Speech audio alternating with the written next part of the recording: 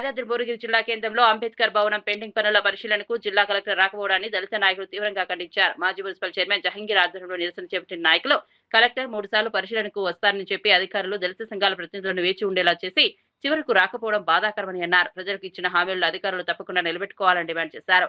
అంబేద్కర్ భవనం పనులను వెంటనే పరిశీలించి పెండింగ్ అంశాలను పరిష్కరించాలని కోరారు. దళితుల ఆత్మగౌరవానికి సంబంధించిన ఈ అంశాన్ని ప్రభుత్వం సీరియస్ గా తీసుకోవాలని విజ్ఞప్తి చేశారు. భవనం నిర్మాణాన్ని త్వరితగతిన పూర్తి చేసి ప్రజలకు అందుబాటులోకి తీసుకురావాలని దళిత ఐక్యవేదిక నాయకులు డిమాండ్ చేశారు.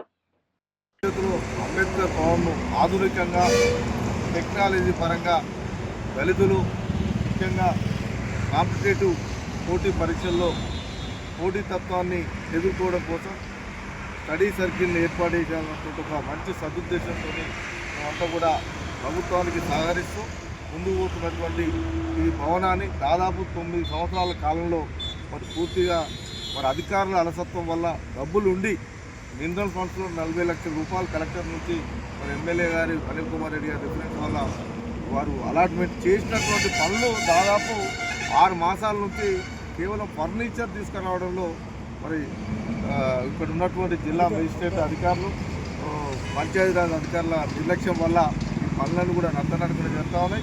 అంటే సాధారణ సభ్యులు అనిల్ కుమార్ రెడ్డి గారు కూడా మాట్లాడి 2 రోజులకోసారి మానిటరింగ్ చేసి ఈ పనులు పూర్తి చేసే విధంగా డిఈ గారు చెప్పారు.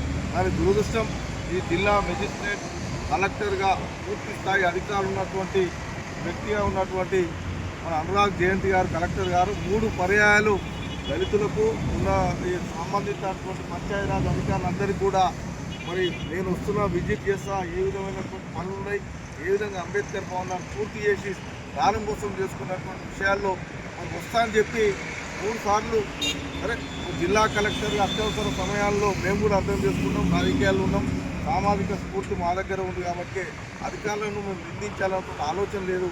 కానీ ఈ కాలాతీతం అయిపోయి ఈ స్టడీ సర్కిల్ కూడా మొన్ననే ప్రభుత్వం నోటిఫికేషన్ చేసింది.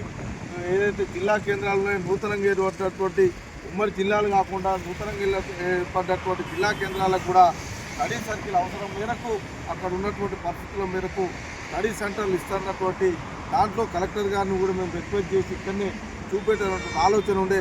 కానీ దురదృష్టం 3 పర్యాయాలు మా సమయాన్ని అధికారుల సమయాన్ని మరి ఆయన అంత ఉన్నత స్థాయిలో కలెక్టర్గా ఉండి కూడా 3 పర్యాలు టైం ఇచ్చి ఒక 5 నిమిషాలు చూడడము, దానికి ఇబ్బంది ఉండడము, ఎప్పుడు కూడా వచ్చినప్పుడల్లా 11 గంటల సమయం నుంచి దాదాపు 1 గంట వరకు సమయం ఉంటే మేము 1 గంట సమయానికి పోస్ట్ పోన్ ఇది నిజంగా కూడా మేమంతా కూడా మమ్మల్ని అగౌరవపరిచిన విధంగా మేమంతా కూడా బాధ వ్యక్తం చేస్తూ ఇప్పటికైనా కలెక్టర్ గారు దయచేసి రండి, ఈ హెడ్ క్వార్టర్ జిల్లా హెడ్ క్వార్టర్ మీ పరిధిలో మీకున్నటువంటి సర్వ ప్రభుత్వ పరంగా చేసినటువంటి కార్యక్రమాలు హక్కులు ఉన్నాయి కాబట్టి మీరు నిర్వర్తించేటువంటి బాధ్యతను మీరు నిర్వర్తించి త్వరితగతిన అంబేద్కర్ భవన్ను పూర్తి చేయాల్సిందిగా మేము విజ్ఞప్తి చేస్తాము.